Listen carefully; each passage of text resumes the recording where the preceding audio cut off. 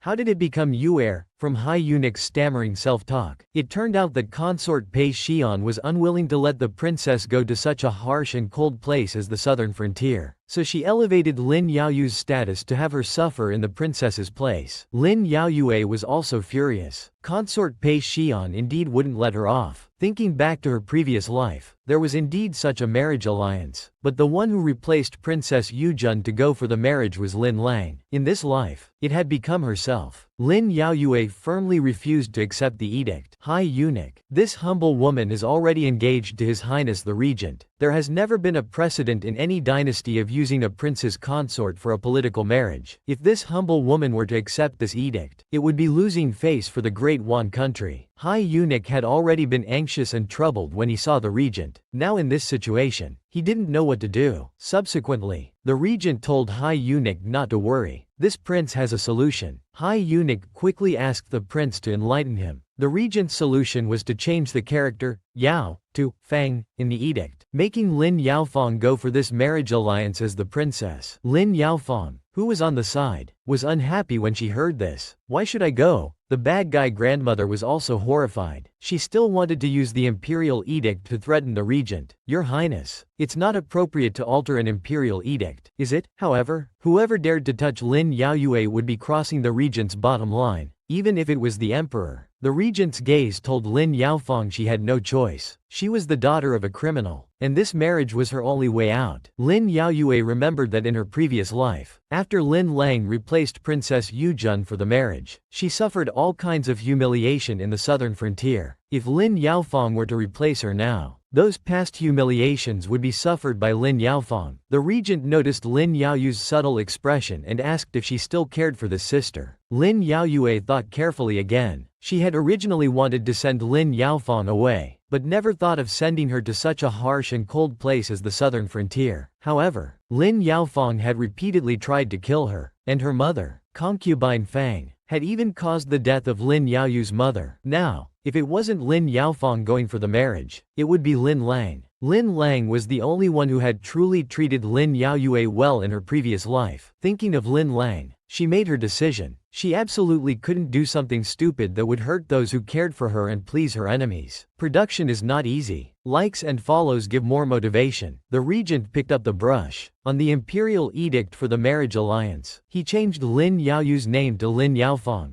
Then he handed it back to High Eunuch. He told him to take it back to the palace for the emperor. Then he firmly grasped Lin Yaoyu's hand. This prince has urgent matters. I need to go out with Yu'er for a while. Please make yourselves at home. Then he left gracefully. Lin Yaofang was furious at the regent's actions. Filled with anger and dissatisfaction, she shouted loudly. They even dared to alter the imperial edict. Is there no one who can control them? High Eunuch helplessly explained to Lin Yaofang. That's the regent. His orders are equivalent to the emperor's decrees. This undoubtedly cut off Lin Yaofang's last hope of resistance. She could only accept it with full of anger. After coming out, the regent was worried that Lin Yaoyue might have softened earlier and let Lin Yaofang off. In fact, Lin Yaoyue did have a moment of softness at that time. But when she thought of what the Fang mother and daughter had done to her mother, she came to her senses. Thinking of her mother made her emotional. The warm-hearted regent embraced her to comfort her. Lin Yaoyue, remembering the previous matter with Yu Lianji, noticed the regent had something unsaid. The regent then asked Lin Yaoyue, you must have noticed some things recently that are very different from your previous life, right? Lin Yaoyue also confirmed that she had noticed, although things that happened in her previous life still occur in this life. Due to their intervention, the timing and outcomes of events are different. In other words, the framing of the Lin family would still happen, and the execution of the entire family would also occur. Only the outcome was undetermined. Lin Yaoyue didn't understand what the regent was trying to say. Actually, the regent had thought of a once-and-for-all solution. He wanted to use this corruption case as a pretext to nominally execute the entire Lin family. he would set up the situation, using death row inmates to impersonate the Lin family members. If the Lin family agreed to this, they would not face any other calamities, but the cost would be that the Lin family might lose everything they currently have, including their reputation for loyalty and patriotism. They would have to live on with different identities in the future. However, Lin Yaoyue had also thought of this escape plan, but her father greatly valued his reputation. To ask him to live on bearing the infamy of corruption might be unacceptable to him. Hearing Lin Yaoyue say this, the regent knew this plan wouldn't work, so he decided to first investigate her second uncle and find out what he was up to with Yu Lianji, then think of other solutions. Meanwhile, Lin Yaoyu's second uncle had already brought Yu Lianji to the Lin family's guest house. Lin Yaoyu's second uncle, smiling on the surface but not a good person, was being courteous to Yu Lianji. Yu Lianji came to the prime minister's mansion for Lin Yaoyu's father's reputation, eagerly asking when the prime minister would return. Lin Yaoyu's second uncle responded that his elder brother, having just transitioned from general to prime minister, was still unfamiliar with many things and was inspecting various places, so he didn't know when he would return. Yu Lianji had brought a child with him to the general's mansion. The child, seeing such a large garden for the first time, was very happy. Yu Lianji, with eyes full of affection, stroked the child's forehead, reminding him not to wander around in an unfamiliar place. The child obediently agreed. Lin Yaoyu's second uncle, looking at the child's features, found them somewhat familiar. He then smiled and praised the child for looking refined. Wanting to probe which noble family's bloodline the child belonged to, Yu Lianji immediately covered up, responding, "What noble or not noble? You jest. He's just an ordinary child." Lin Yaoyue and the regent also arrived at the guest house. "We have guests at home, and I, the housekeeper, didn't know about it, having to trouble second uncle to arrange for them. I'm truly ashamed." While Yu Lianji was still confused about who these two were, Lin Yaoyu's second uncle, feeling guilty, nervously blurted out, "Regent, your highness." Then both of them immediately reacted, hurriedly kneeling to pay respects to the regent. Yu Lianji was also anxious, wondering why the regent was here. If any clues were noticed, it would be troublesome. The regent told them not to be too formal and to rise. Lin Yaoyue looked at Yu Lianji, who in her previous life had implicated her father in the corruption case, but looking at him in person, he didn't seem like that at all. Then she also noticed the child. Why does this child look somewhat familiar? Yu Lianji instinctively hid the child behind him, saying that many children look similar when they're young. Lin Yaoyue then formally introduced herself. "I am Lin Yaoyue, the eldest legitimate daughter of Prime Minister Lin. I now manage all affairs of the Lin household. If Lord Yu needs anything, feel free to have someone inform me." With just this introduction, Yu Lianji realized that the young lady before him was Miss Lin, who had broken off her engagement with the crown prince. She had made enemies with consort Pei Xian and the crown prince, so perhaps she could be of help to him. He smiled and returned the greeting. However, Lin Yaoyue sensed that Yu Lianji was preoccupied, as if hiding something. She guessed that there might be some unknown secrets behind this corruption case. Production is not easy. Likes and follows give more motivation.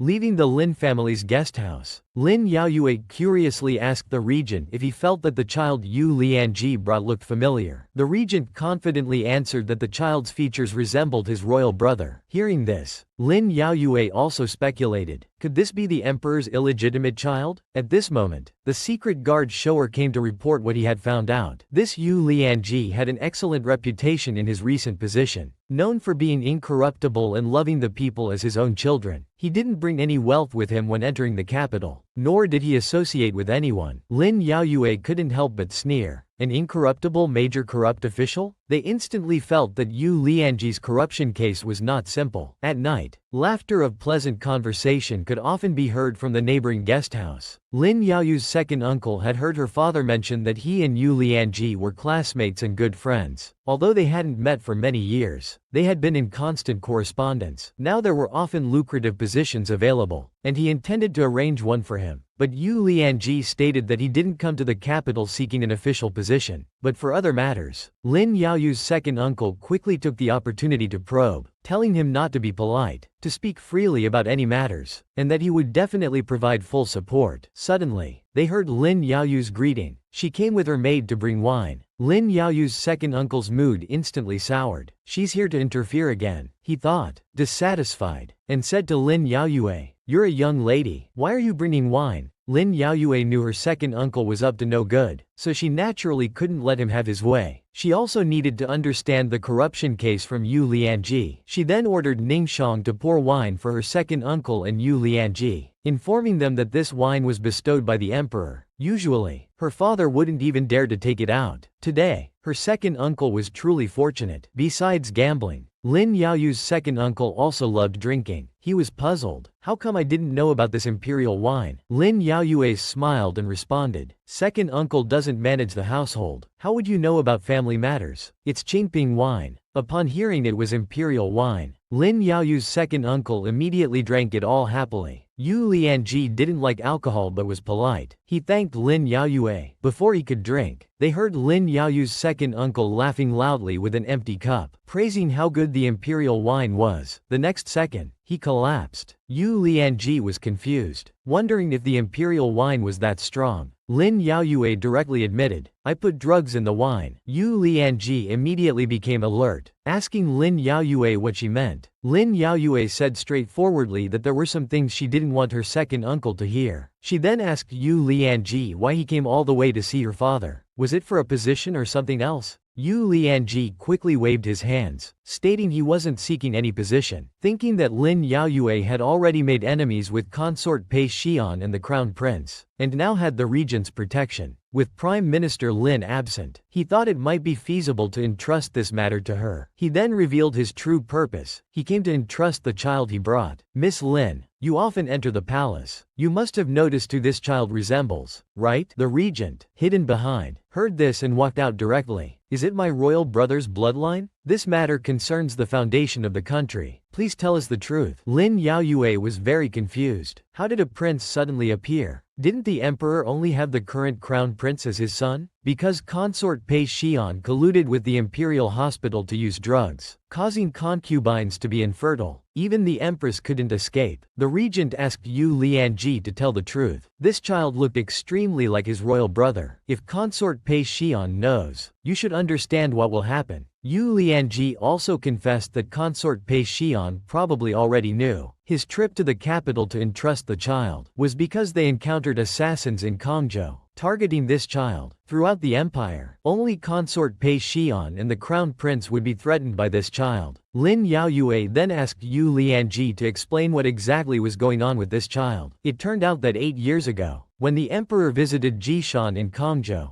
Yu Lianji led the Kongzhou officials to receive him. At the temporary palace, the emperor favored the daughter of the palace keeper. Later, when the emperor returned to the capital, that girl became pregnant. The girl was carrying the dragon's seed, so Yu Lianji naturally had to report it. Unexpectedly, the person reporting was killed en route by consort Pei Xian's people. The enraged consort Pei Xian even sent assassins to force poison on that girl. But consort Pei Xian never imagined that the dragon's seed had heaven's protection and survived. Later, Yu Lianji took the child back to raise. To avoid fatal disaster, he claimed to others that it was his grandson. Unexpectedly, as the child grew, he looked more and more like the emperor, and the secret could no longer be kept. Yu Lianji didn't know who, but someone reported this secret to consort Pei Xian. A month ago, they were attacked by assassins. With his limited abilities, he feared he couldn't protect the child's life, so he brought the child here to entrust him, begging to save his life. Hearing this, Lin Yaoyue understood. The corruption case in her previous life was very likely consort Pei Xian's scheme to eliminate this child, framing her Lin family and this Mr. Yu. Since that's the case, let's send consort Pei Xian a big gift. Production is not easy. Likes and follows give more motivation. No one expected that the cause of Yu Lianji's corruption case, which shocked the capital, was actually like this. Lin Yaoyue felt this was an opportunity. The emperor's indulgence towards consort Pei Xian and Crown Prince Murong Lin, although partly due to his favor, was more because Crown Prince Murong Lin was the emperor's only son. Now with this child, Murong Lin was no longer the emperor's only choice. Hearing Lin Yaoyue say this, the regent knew she wanted to use this child to bring down consort Pei Xian and Murong Lin. Embracing Lin Yaoyue, he said, whatever Yu'er wants to do, I will support with all my might. They hadn't walked far from the guest house when they heard Yu Lianji's cry for help. They immediately realized there were assassins and rushed to help. In the room, Yu Lianji was protecting the little prince, facing a knife-wielding assassin sent by consort Pei Xian. The assassin raised his knife cleanly, ready to complete the task, just as Yu Lianji thought he was about to die. At the critical moment, the regent's iron fan blocked it. Although the assassin was masked, Lin Yaoyue had already guessed that this person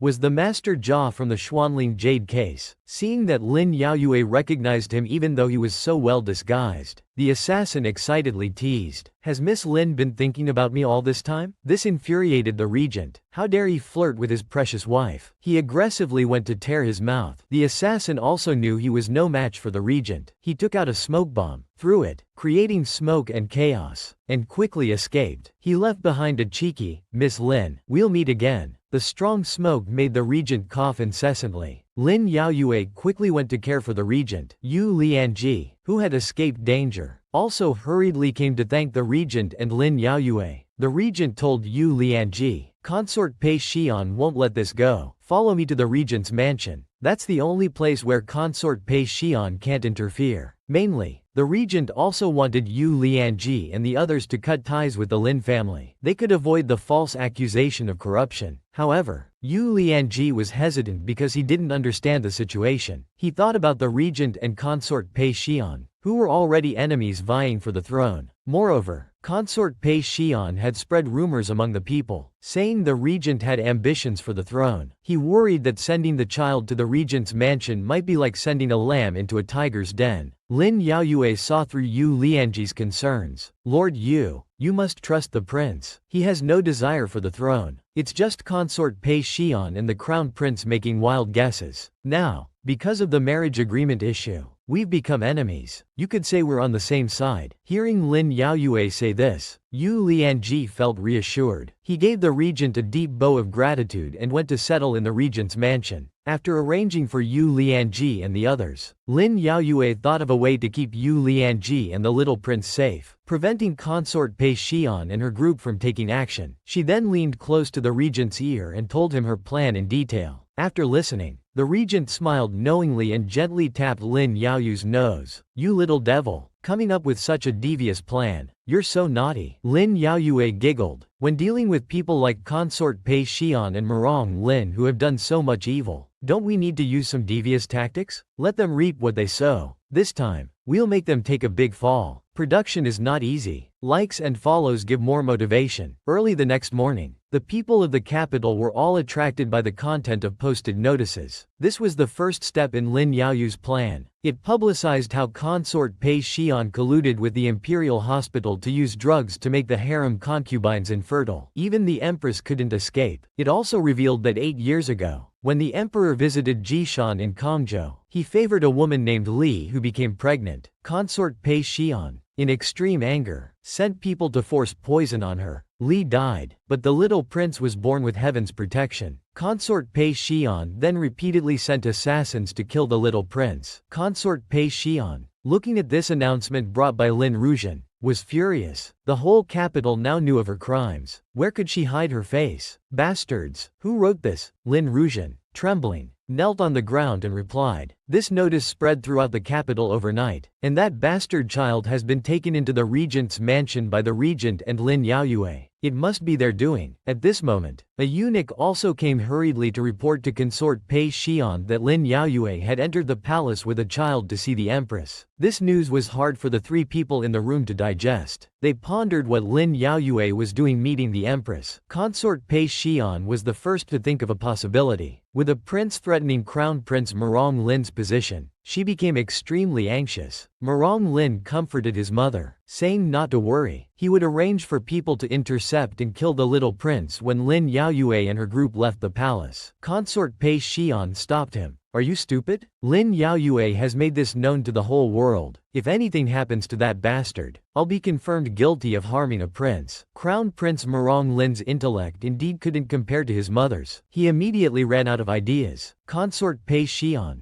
worthy of being the champion of palace struggles, calmly thought that even if they couldn't kill him, They couldn't let the empress get ahead. She planned to see the emperor first. As long as she could keep the emperor's heart on her side, they could still turn the tables. Meanwhile, Lin Yaoyue had already taken the little prince to the empress's palace. Greetings to the empress. Because of the previous Xuanling Jade incident, the empress genuinely liked Lin Yaoyue. She excused her from formal greetings and asked Lin Yaoyue who this child was. Inwardly marveling at how the child's features were exactly like the emperor's, Lin Yaoyue didn't answer immediately, but smiled and congratulated the empress first. The empress was confused. What is there for me to be happy about? Lin Yaoyue then explained. Your Majesty was harmed by consort Pei Xian and left without a child. The little prince was harmed by consort Pei Xian and left without a mother. Now that the little prince has come to your Majesty, you have a child, and the little prince has a mother. Isn't this a great joy? The empress was shocked and couldn't close her mouth after hearing this. You mean this child is the emperor's bloodline? Lin Yaoyue then told the empress about what happened 8 years ago when the emperor favored a woman in Jishan, Kongzhou. The empress finally understood why the child looked so similar to the emperor. Lin Yaoyue seized the moment and immediately knelt with the little prince, respectfully requesting the empress to adopt the little prince as her own son. The empress was a bit overwhelmed. Lin Yaoyue explained, Your Majesty, if you have a legitimate son, how can consort Pei Xian and Murong Lin, mere concubine born, compete with you? Your legitimate son should be the future supreme ruler, and you would be the future Empress Dowager. Enlightened by Lin Yaoyu's words, the Empress also realized that if she allowed that vile woman consort Pei Xian to take power, her mother-son duo would surely support the Pei family and suppress the Shu family. At that time, the entire Shu clan would face inevitable destruction. She immediately reached out to hold the little prince's hand. Understanding Lin Yaoyu's intention, she promised to treat the little prince as her own and that the Shu clan would spare no effort to support him. Just as they agreed on this, they heard the announcement of the emperor's arrival. Everyone hurriedly bowed in greeting. Consort Pei Xian's eyes immediately found the little prince. Her face instantly filled with smiles. Oh my, is this the child Lady Li bore for your Majesty? He truly resembles you, Your Majesty. Come, let mother have a closer look. Just as she said this, they heard the emperor arriving. Everyone quickly bowed. Consort Pei Xian's gaze immediately found the little prince. Her face instantly filled with smiles. Oh my, is this the child Lady Li bore for your Majesty? He truly resembles you, Your Majesty. Come here and let mother have a closer look. Lin Yaoyue could hear Consort Pei Xian's intention to bring the little prince under her care. She quickly intervened. The empress is the legitimate mother. According to etiquette, all princes and princesses should be raised by the empress. Your Majesty allowing Consort Pei Xian to personally raise children was already an exception. Now, for Consort Pei Xian to adopt children of other consorts seems a bit overreaching. This statement was very unfavorable to Consort Pei Xian. She was furious but had no words to refute. Her eyes seemed to want to kill Lin Yaoyue. Lin Yaoyue didn't back down and returned an equally fierce gaze.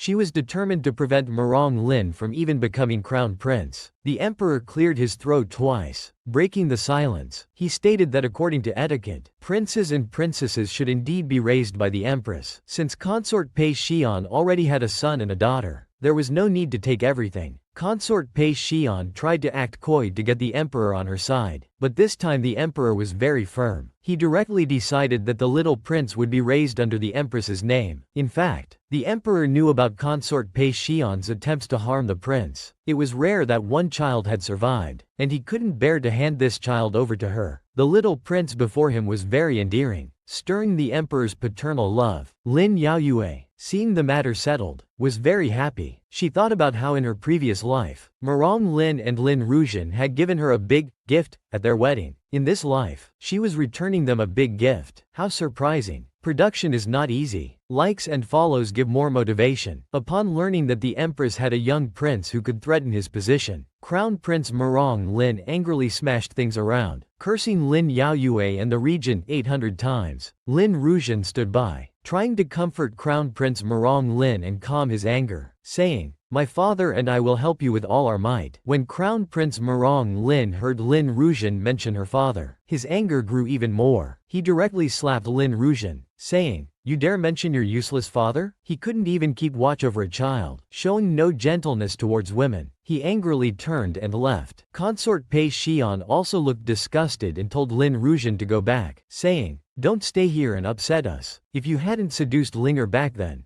giving Lin Yaoyue an excuse to break off the engagement, we wouldn't be in this situation today. Lin Ruzhen had 1,000 curses running through her mind. Are you mother and son blaming me for this too? She thought. She angrily walked out of the palace, silently cursing consort Pei Xian and Morong Lin. They're incompetent themselves, yet they take out their anger on me. They only know how to bully those close to them. After leaving the palace, Lin Yaoyue went directly to the regent's mansion. As soon as she arrived at the door, she excitedly talked about what happened. It's done. The little prince now has the support of the Shu clan, the regent's mansion, and the Lin family. Consort Pei Xian and Morong Lin surely won't last much longer. Suddenly, she noticed Ji Yanqing was also there, while the regent was lying on the bed. This made her panic instantly. Jin, what's wrong with you? It's nothing, just a cold. Lin Yaoyue was skeptical. You were fine last night. How did you catch a cold so suddenly? Ji Yanqing, feeling sorry for his close friend, was about to tell Lin Yaoyue the truth. The regent interrupted him. It's getting late. You should go back. Ji Yanqing knew the regent didn't want him to reveal the truth and make Lin Yaoyue feel guilty and worried. He could only sigh and follow the regent's wishes. As he was leaving, he passed by Lin Yaoyue and whispered, "Take good care of Jin. He's doing all this for you." Lin Yaoyue quickly went to the bedside and asked the regent, "Is it really just a cold?" Because she had never seen such a heavy expression on Ji Yanqing's face before. To avoid worrying Lin Yaoyue, the regent insisted that he was really fine. But Lin Yaoyue noticed that the regent's hands were particularly cold, without any warmth at all. The regent started his daily routine of teasing his wife. "Yue,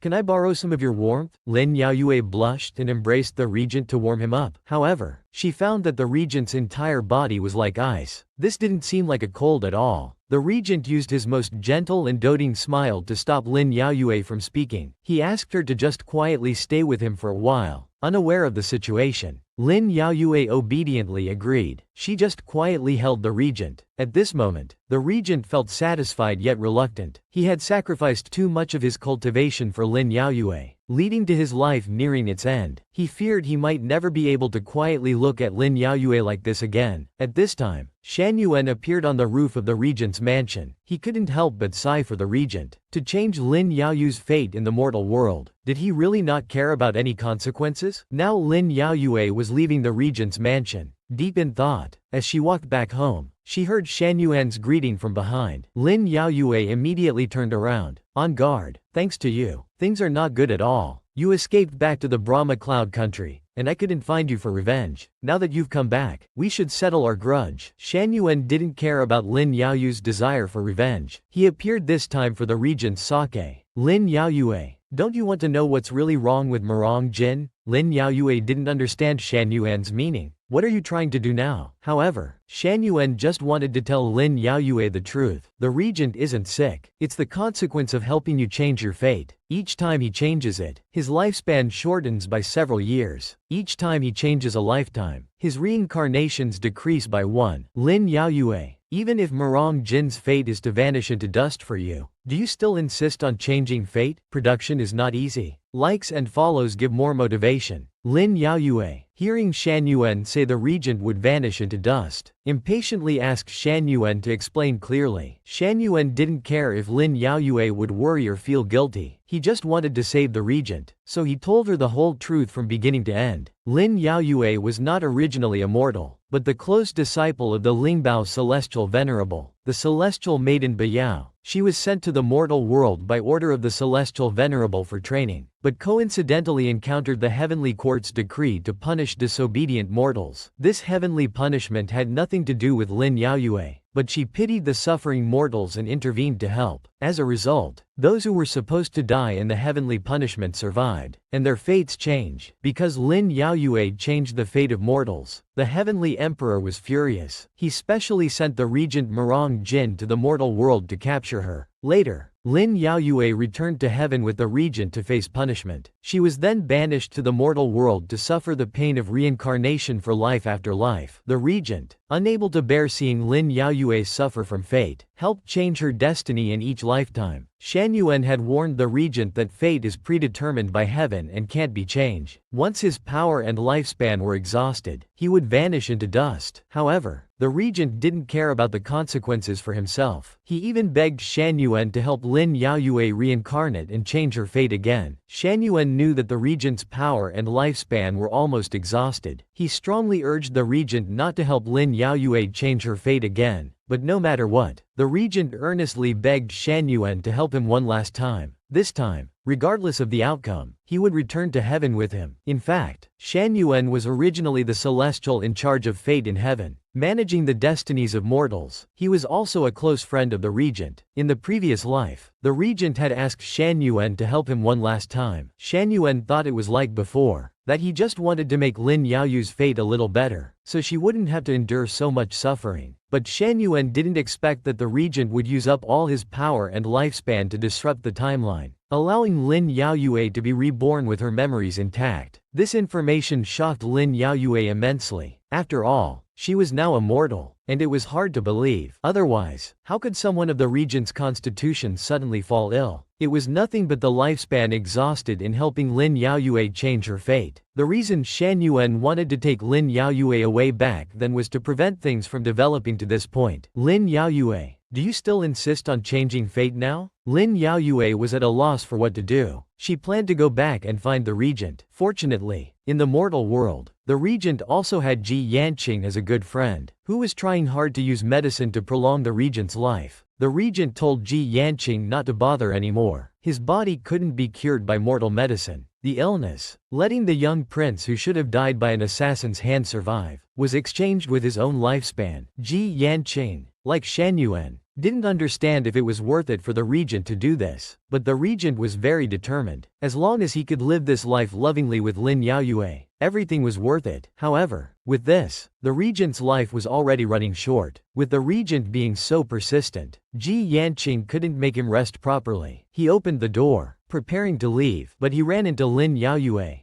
giving Ji Yanqing a big shock. "Miss Lin, didn't you go home?" Lin Yaoyue walked in, stating she had something to say to the regent alone. Ji Yanqing understood and immediately closed the door and left. The regent was also puzzled. "Yue, why did you come back?" Lin Yaoyue suppressed her emotions and told the regent that she had met Shan Yuan on her way back. Hearing about Shan Yuan, the regent became very nervous, fearing he might have done something to Lin Yaoyue. Lin Yaoyue then stated that Shan Yuan had told her everything. Then, Lin Yaoyue, no longer able to control her guilt and reluctance, pulled the regent down and knelt on the ground, crying bitterly. "A Jin, I won't change fate anymore. Tell me, what can I do to save you?" Even at this point, the regent was still comforting Lin Yaoyue, saying he was fine. He told Lin Yaoyue not to believe anything Shan Yuan said to her, that he just wanted to take her away from him. Originally, Lin Yaoyue still had doubts, but coincidentally, she had overheard the conversation between the regent and Ji Yanqing.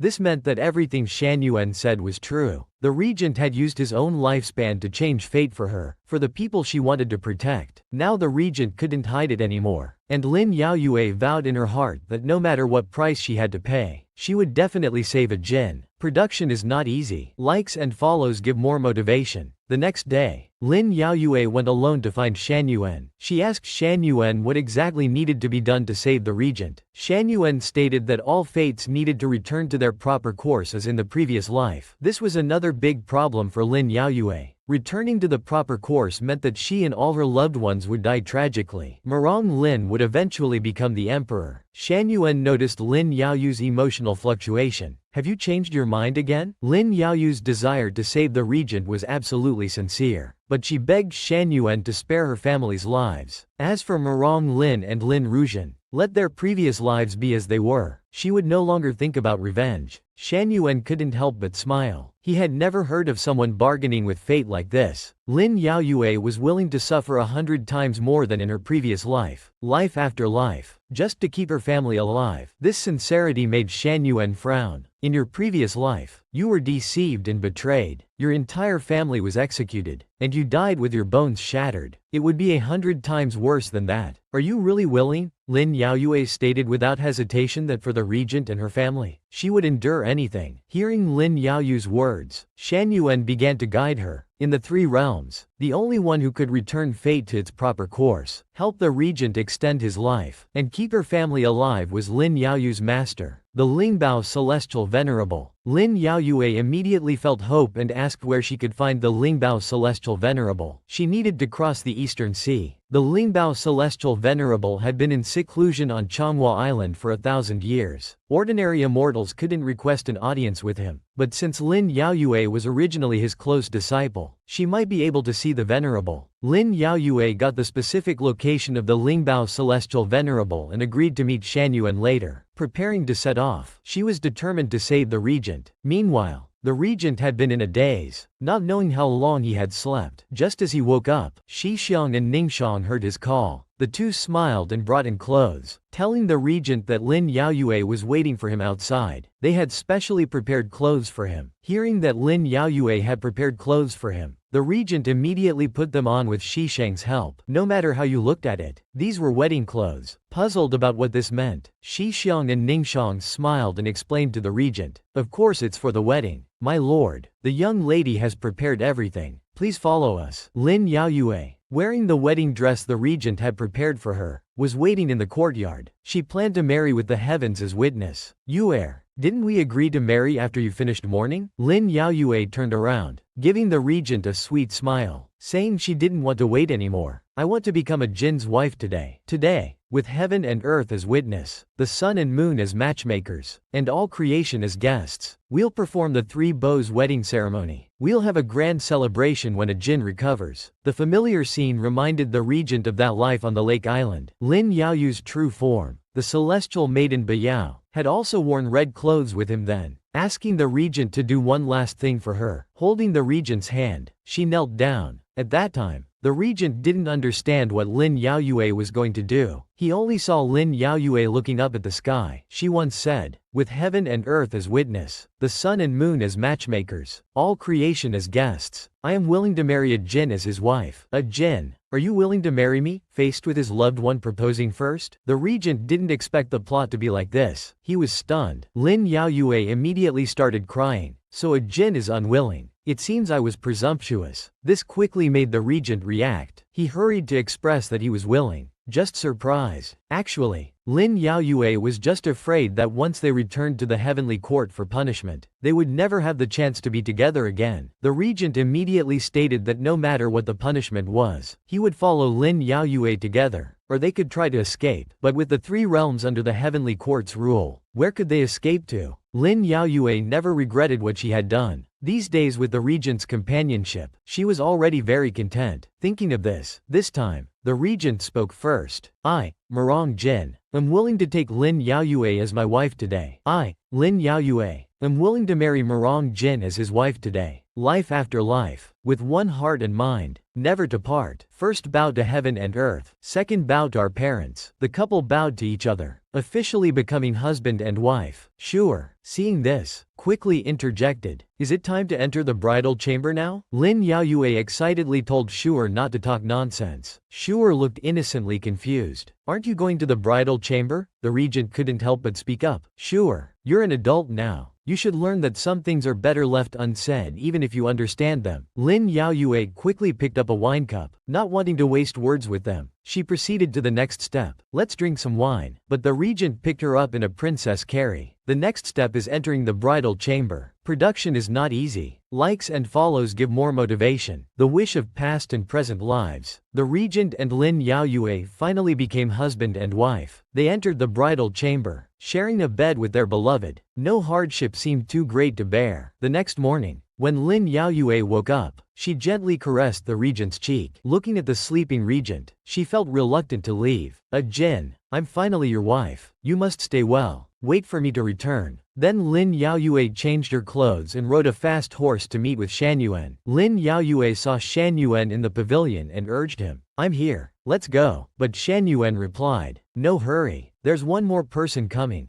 Just as he finished speaking, the regent rode up behind them, calling out, "Yuer, Come back. Lin Yaoyue was shocked. When she left, the regent was clearly sleeping. How did he suddenly appear behind her? The regent sternly questioned Shan Yuan. You weren't planning to take Yuer to find the celestial venerable beyond Shanghai, were you? Shan Yuan knew he couldn't hide anything from the regent. Hearing that Shan Yuan really intended to take Lin Yaoyue to find the Lingbao celestial venerable, the regent immediately became angry. He absolutely wouldn't allow Shan Yuan to trouble Lin Yaoyue again. Lin Yaoyue quickly intervened to calm the regent. Jin, this time I want to save you. The regent, who was just furious, immediately spoke softly to Lin Yaoyue, stating that he knew his own fate and didn't need her to risk herself for him. He asked Lin Yaoyue to go home with him now. After all, how could a bride run away on the second day of her marriage? But Lin Yaoyue seriously refused him, insisting on saving him and not going back with him. The regent urgently tried to persuade Lin Yaoyue to return with him. The dangers of Shanghai were not something he could protect against now. But Lin Yaoyue was unwavering. More than danger, she feared losing the regent. Even if faced with great peril, she wanted to try. As long as she could save her husband, the person she deeply loved, she couldn't accept a life without the regent. She didn't want to be like when she lost her mother, watching everything happen helplessly.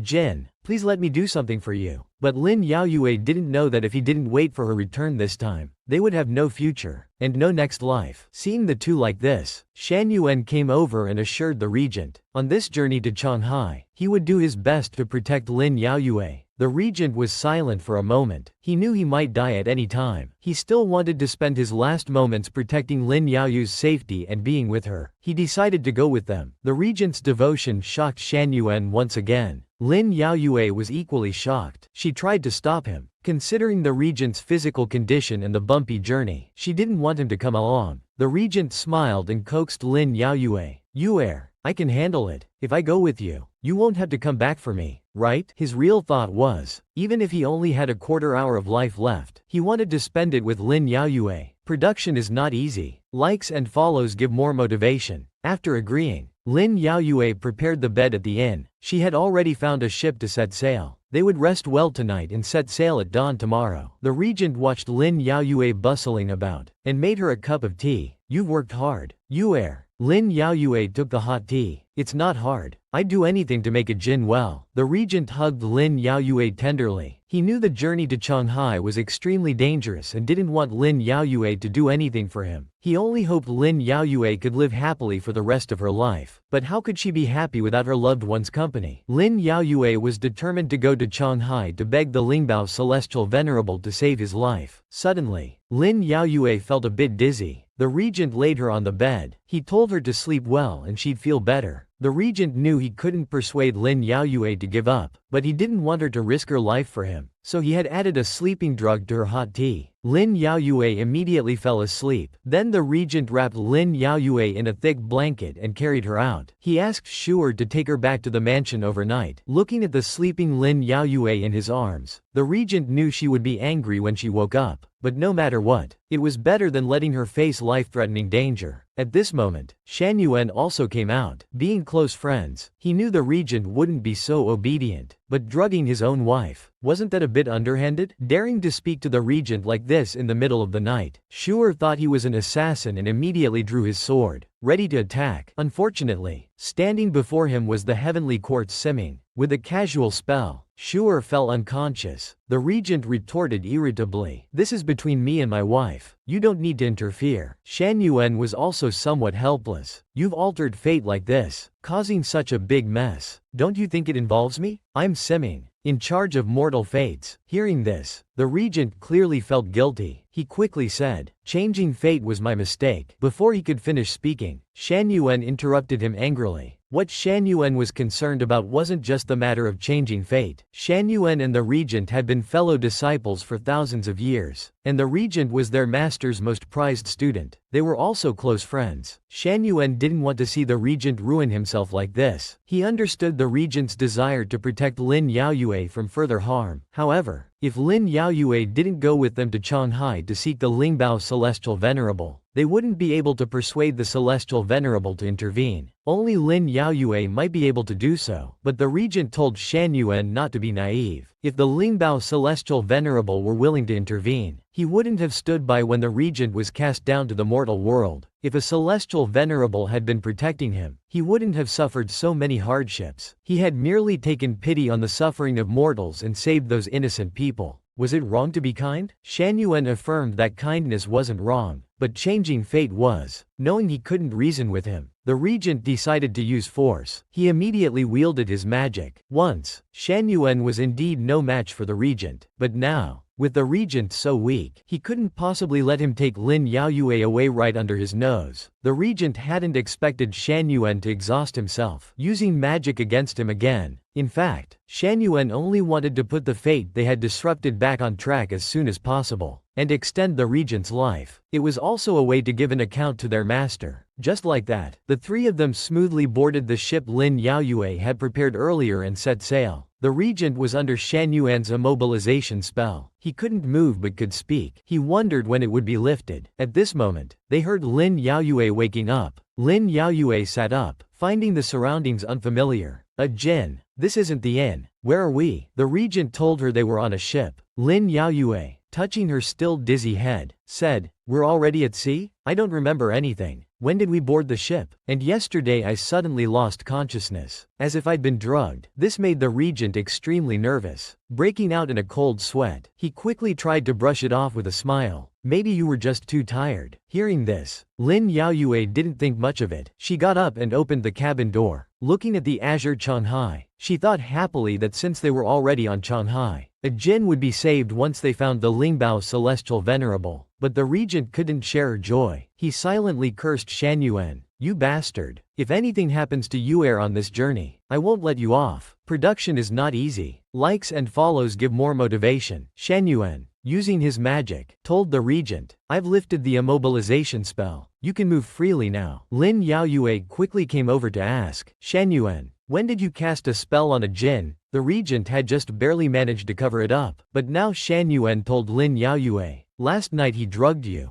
intending to take you back. That's why I cast the spell on him." Lin Yaoyue immediately turned back. "I wondered why I suddenly fell asleep yesterday. So it was you who drugged me." The regent immediately explained nervously that he didn't want her to take this risk. Changhua Island wasn't a place one could casually visit. Lin Yaoyue didn't dwell on the drugging incident to blame the regent. Instead, she moved closer and told him very seriously and firmly, "I know going to Changhua Island is dangerous, but we said we'd grow old together. I won't give up. You shouldn't give up easily either." "Okay." Just as the regent was about to answer, suddenly, fierce winds arose on the sea, with huge waves crashing against their ship. The wind and waves became even more violent as they entered the vicinity of Changhua Island. Everything in the cabin was thrown into disarray, and Lin Yaoyue was shaken out of the regent's embrace. Fortunately, the regent's reflexes were good, and he quickly grabbed Lin Yaoyue's hand. The regent held onto the cabin with one hand and Lin Yaoyue with the other. No matter how much the ship shook, he held on tightly. This was Lin Yaoyue's first time at sea, and the current situation was quite perilous. She couldn't help feeling a bit panicked. Shan Yuan was also shaken badly. He told them they had entered Changhua Island's protective barrier. This barrier was aimed at outsiders. If they could endure the wind and waves, they would reach Changhua Island. The regent said irritably that Shan Yuan was still too naive. Could he defeat the island's guardian beast, Shuquan? Even at his peak, the regent would have had to fight hard. Speak of the devil. The guardian beast Shuquan appeared. It raised its mountain-like tail and slapped it towards Lin Yaoyue's ship. The ship instantly shattered into pieces. Everyone was scattered and fell into the water. The worst part was that Lin Yaoyue couldn't swim. The regent, knowing this, felt his heart sink to the bottom. Shan Yuan immediately told the regent to save Lin Yaoyue while he distracted the guardian beast. The regent immediately took a deep breath and dove down to search for Lin Yaoyue. Unable to swim, Lin Yaoyue had already drifted to the depths. At this moment, she truly feared being eternally separated from the regent. She recalled Shan Yuan telling her earlier that Changhua Island was dangerous. But since Lin Yaoyue was once a disciple of Changhua Island, they might show mercy for old time's sake and not kill them. But now, nearing death, Lin Yaoyue only wanted to say, "Shan Yuan, you liar. Didn't you say I was once a disciple of Changhua Island and they wouldn't kill us? The anxious regent dove down, found Lin Yaoyue, and quickly grabbed her hand. He held her and swam rapidly to the surface. Thanks to the regent's speed, Lin Yaoyue returned to the surface and gasped for air, having just returned from the gates of death. A piece of driftwood from the ship floated by. The regent immediately helped Lin Yaoyue climb onto it. Lin Yaoyue, sitting on the wood, urged the regent to climb up quickly too, but the wood couldn't support the weight of two people, and Lin Yaoyue couldn't swim. The regent refused to get on, telling Lin Yaoyue to stay put and not move. But Lin Yaoyue knew that the regent's body was already weak, and now he was being soaked in seawater. She felt heartbroken, constantly blaming herself. Why was a jinn suffering when it was she who had defied fate? The heavenly way was unfair. Production is not easy. Likes and follows give more motivation. The already weakened regent, continuously soaked in seawater, was beginning to exhaust himself. Lin Yaoyue, on the wooden plank, could see this, tears welling up in her eyes. She urgently called for the regent to come up, offering to switch places with him. The regent refused, comforting Lin Yaoyue not to say such foolish things. He told her she'd be swept away by the sea if she went down, as she couldn't swim. He wiped her tears, telling her not to worry. Shan Yuan had gone to distract the guardian beast. Once he returned, they would be saved. Now, Lin Yaoyue wasn't afraid of anything anymore. No matter what, she wanted to stay with the regent. The regent grew increasingly weak but still pretended to be calm to comfort Lin Yaoyue. For him, finally being with Lin Yaoyue in this life made even dying now worthwhile. At this point, he no longer had the strength to wipe Lin Yaoyue's tears. He suddenly collapsed and sank into the sea, catching Lin Yaoyue off guard. Although she couldn't swim, with her loved one down there, Lin Yaoyue immediately plunged into the water to search for the regent. The regent was now powerless, only hoping that Lin Yaoyue could survive. But for Lin Yaoyue, life without the regent had no meaning. Since she couldn't save him, she would go with him. She dove into the regent's arms. A jinn, whether in life or death, we'll always be together. At this critical moment, a divine turtle swam up from the depths of the sea. After all, Lin Yaoyue had once been a person of Changhua Island. Shan Yuan hadn't lied to her. The divine turtle steadily caught Lin Yaoyue and the regent, lifting them up towards the surface. Soon, both of them emerged from the sea, out of life-threatening danger. However, due to excessive water intake, they were still unconscious. The divine turtle carried the two all the way to their destination, Changhua Island. A man was standing on the island, waiting, as the divine turtle delivered Lin Yaoyue and the regent to shore. The man approached and checked. Finding that Lin Yaoyue was still breathing, he immediately picked up Lin Yaoyue in a princess carry, murmuring, "Little junior sister, you've finally returned." This man was Qingshan, the chief disciple of the Lingbao Celestial Venerable and Lin Yaoyu's true self's senior brother. Qingshan, carrying Lin Yaoyue, prepared to return to see their master, but he heard a voice from behind saying, "Put her down." Qingshan turned back silently, thinking it was some important figure. A mere Semming dares to cause trouble on our Changhua Island. Shan Yuan, having exerted great effort to distract Xu Quan, had rushed over in his tattered clothes. Qingshan didn't take Shan Yuan, this Semming, seriously at all. "I won't kill you. Take that person on the ground and get off Changhua Island." As soon as he finished speaking, with a spell, both Lin Yaoyue and the regent instantly vanished from Shan Yuan's sight. Shan Yuan couldn't help but admire, as expected of the Lingbao Celestial Venerable's disciple, with such profound cultivation. Knowing Lin Yaoyue wouldn't be in danger, Shan Yuan immediately turned to use magic to wake up the regent. Under Shan Yuan's spell, the regent immediately woke up. His first words were, "Where's Yuer?" Shan Yuan, used to his junior brother prioritizing love over friendship, said, "Don't worry. Lin Yaoyue was taken away by her senior brother. She's definitely in better condition than you." The regent immediately sat up, starting to worry. Years ago, Lin Yaoyue had changed fate for mortals, violating heavenly laws, and then privately pledged herself to him, breaking sect rules. This had thoroughly angered the Lingbao Celestial Venerable. Now that she's back, who knows how the Celestial Venerable will punish her. Production is not easy. Likes and follows give more motivation. As Shan Yuan had predicted, Lin Yaoyue, taken away by her senior brother Qingshan, was not only safe but also attended to by fairy maidens. Seeing his little junior sister again filled Qingshan's eyes with concern. Looking at the unconscious Lin Yaoyue, one could imagine her hardships. "Little junior sister, You've suffered so much. At this moment, Lin Yaoyue woke up. Opening her eyes, she found a strange man standing before her, somewhat agitated. She asked, "Who are you? Where's a Jin?" Qingshan assured Lin Yaoyue that Murong Jin had been saved by Shan Yuan and they were not in danger. This slightly eased Lin Yaoyue's mind, and she began to seriously inquire about the man before her. Qingshan gently responded to Lin Yaoyue, "I am your senior brother from your previous life." Hearing, "senior brother from previous life," Lin Yaoyue realized this must be Changhua Island. She immediately grabbed Qingshan's sleeve, begging him to save a Jin. Qingshan, looking at Lin Yaoyue before him, felt somewhat sad. After years apart, she hadn't even asked how they were. "Little junior sister, is Murong Jin all that's in your heart now?" Then, he righteously told Lin Yaoyue that Changhua Island would not save Murong Jin, and she should give up that thought. Remembering Shan Yuan had said this was their only hope, now being rejected so bluntly, Lin Yaoyue couldn't understand why. Qingshan, somewhat displeased, told Lin Yaoyue before leaving that what the regent was experiencing today was what he deserved. It was all his fate. Lin Yaoyue again heard that hateful word, fate. She didn't believe it and refused to give up. "No matter what fate says, I will save a Jin no matter what." Lin Yaoyue understood from Qingshan's words that he was unwilling to help save the regent, so she planned to sneak out to find the Lingbao Celestial Venerable and beg for his help. The current Lin Yaoyue no longer had the memories of her immortal self. She wandered around many places but couldn't find anyone. The immortal island was so vast, she didn't know where to find the Lingbao Celestial Venerable. Just as Lin Yaoyue was feeling lost, a spirit butterfly,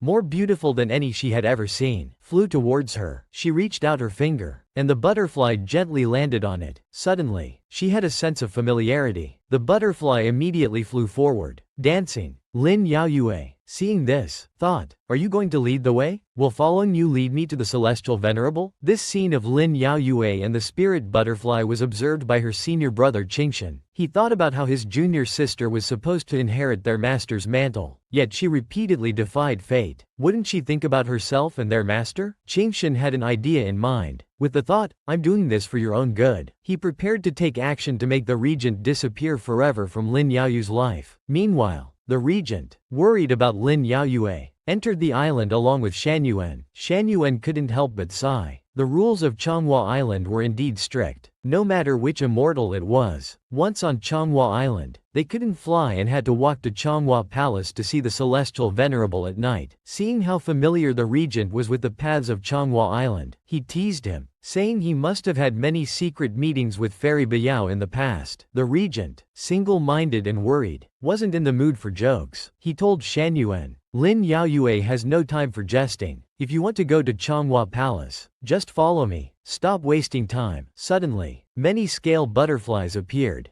dancing in the air, along with azure springs. As it was Shan Yuan's first time here, he was very curious. The regent told him, "This is Butterfly Spring. Once we pass this, we'll be at the back door of Changhua Palace." He was constantly worried about Lin Yaoyue, not knowing her condition. Anxious, he hurried forward, thinking, you must wait for me. Production is not easy. Likes and follows give more motivation." Many years later, when the regent came to Butterfly Spring again, memories of Lin Yaoyue flooded back. Years ago, the regent had asked Lin Yaoyue at Butterfly Spring about her master's attitude towards her changing the fate of mortals. Lin Yaoyue had calmly replied, "Changing fate is a grave sin. Master will hand me over to the celestial court to be dealt with according to heavenly law." The regent couldn't understand. The Lingbao Celestial Venerable was her master. Why wouldn't he protect her? If the Celestial Venerable had been willing to protect her, Lin Yaoyue wouldn't have had to suffer so much. Lin Yaoyue told the regent not to have any complaints. She knew the consequences when she changed the fate of mortals. The only thing she hadn't expected was falling in love with the regent. If they were destined to meet in the next life, they would. But if they had this life, why wait for the next? If your master won't protect you, I will, even if I have to take you and run. Lin Yaoyue calmed the regent. "Don't talk nonsense. In all three realms, where could the celestial court shelter us?" As the regent was lost in memories, Qingshan's voice came from behind.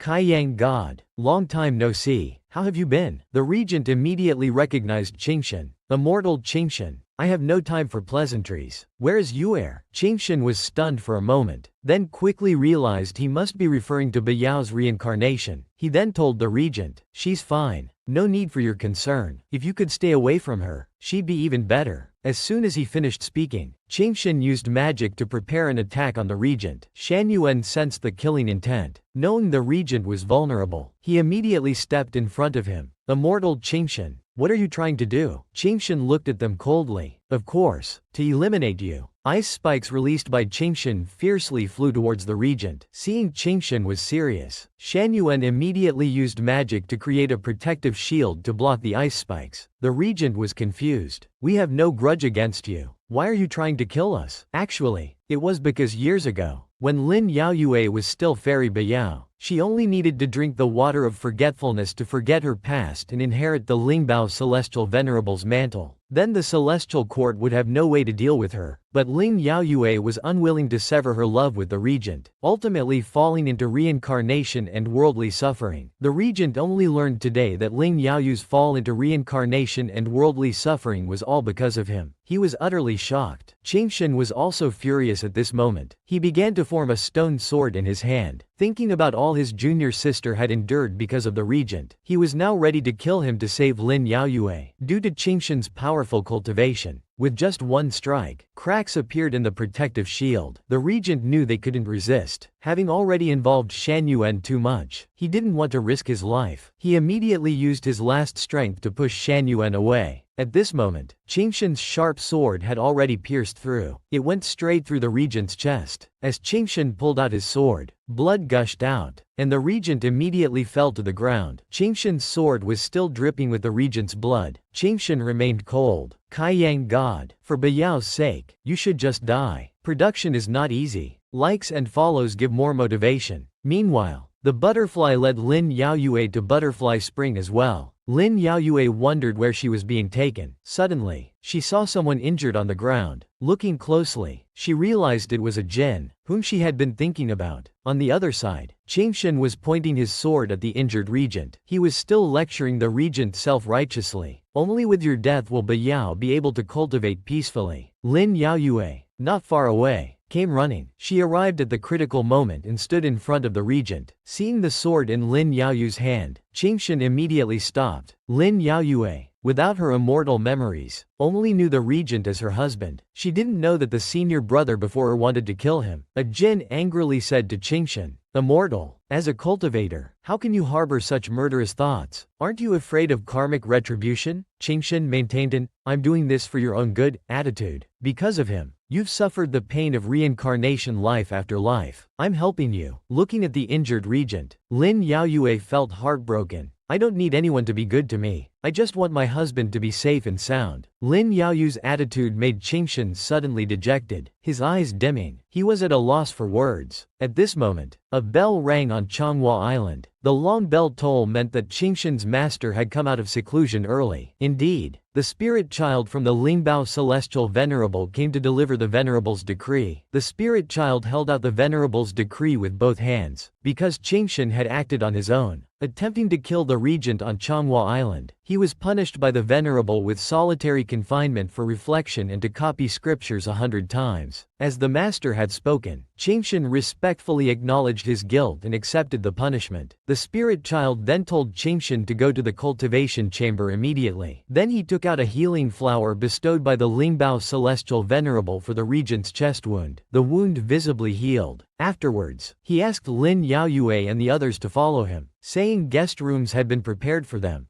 It felt like Qingshan's commotion actually helped the regent. The spirit child led Lin Yaoyue and the others to the guest rooms, instructing them to rest well. He said he would come early tomorrow morning to take them to see the Celestial Venerable. As soon as the door closed, Lin Yaoyue eagerly wanted to check the regent's wounds. The regent reassured her that he was fine now and not to worry. But when Lin Yaoyue thought about how the regent had almost died, tears suddenly fell. It was all because she had suffered too much. The regent knew that originally, Lin Yaoyue could have avoided the suffering of reincarnation. It was because she was unwilling to sever her love with him that she endured all this suffering. In comparison, this was nothing. The happiest thing was that in this life, Yuer had finally married him. Lin Yaoyue, with tears in her eyes, threw herself into his arms. In the next life, I still want to be your wife. Life after life, I want to be your wife. This was also the regent's wish, to be together life after life. But in his heart, he was very uncertain. Years ago, when the regent took Lin Yaoyue away, it cut off her cultivation. This was what the Lingbao Celestial Venerable hated most. Now, would he really save me? Production is not easy. Likes and follows give more motivation. Lin Yaoyue and the regent slept peacefully embracing each other in the Changhua Island Immortal Palace for a whole night. When the regent woke up, he wished this moment could last forever. To open his eyes every day and see Lin Yaoyue. At this moment, Lin Yaoyue also woke up. Perhaps it was a spiritual connection. But Lin Yaoyue felt the same as the regent. Just opening her eyes and seeing a jinn made her feel so secure. She snuggled into his arms like a little cat. Afterwards, they got up. As the regent was combing Lin Yaoyue's hair, he said, "If the Celestial Venerable is unwilling to save me, you should." Lin Yaoyue turned around excitedly. "What are you saying? No matter what, I will make the Celestial Venerable save you. A jinn. Let's not give up easily, okay?" The regent didn't want to give up easily either, but the hope was too small. He didn't want Lin Yaoyue to suffer more hardships for him. At this time, there was a knock on the door. The spirit child outside informed them that the Celestial Venerable was summoning them. Then, the group followed the spirit child to Changhua Palace to see the Lingbao Celestial Venerable. "Bayao, it's been a while. Don't you even know how to address your master?" Lin Yaoyue looked at the imposing Celestial Venerable and stammered, calling him Master. "Kaiyang God, Seming God, what are you here for again?" Shan Yuan respectfully stepped forward to state their purpose. Firstly, to pay respects to the Celestial Venerable. Secondly, to ask the Celestial Venerable to extend Kaiyang God's life. Thirdly, because of the disorder in Seming's side, we ask the Celestial Venerable to rectify it to prevent chaos in the mortal world. The Lingbao Celestial Venerable looked sternly at the regent. The act of changing fate, was it done by Kaiyang God? Exchanging his own lifespan for changes in fate? The regent immediately admitted, "This matter was indeed my doing." Admitting fault quickly doesn't necessarily mean it's useful. The Celestial Venerable remained cold and stern. "The way of heaven is clear. Cause and effect follow in order. Actions have consequences." The regent was mentally prepared, knowing the chances of the Celestial Venerable saving him were slim, but he never regretted it because of this. Lin Yaoyue also heard that the Lingbao Celestial Venerable didn't want to save him. She quickly spoke up, "Celestial Venerable, Master, please help a jinn. Everything he did was for me. If we must bear the consequences, we should bear them together." But the current Lingbao Celestial Venerable still adhered to the way of heaven. Once the consequences of cause and effect are received, they cannot be changed. Just like when you changed the fate of mortals before, you had to suffer the consequences of reincarnation. It's all the cause and effect of the way of heaven. Lin Yaoyue argued that this wasn't fair. These words angered the Celestial Venerable a bit. The way of heaven is the way of heaven. Where is their talk of fairness? Don't you immortals know that those who follow heaven prosper? Those who defy heaven perish. I am the Celestial Venerable. Of course I must protect the way of heaven. How can I go against it? You may leave now. Lin Yaoyue didn't accept this talk of the way of heaven. The regent quickly tried to dissuade her, telling Lin Yaoyue not to argue.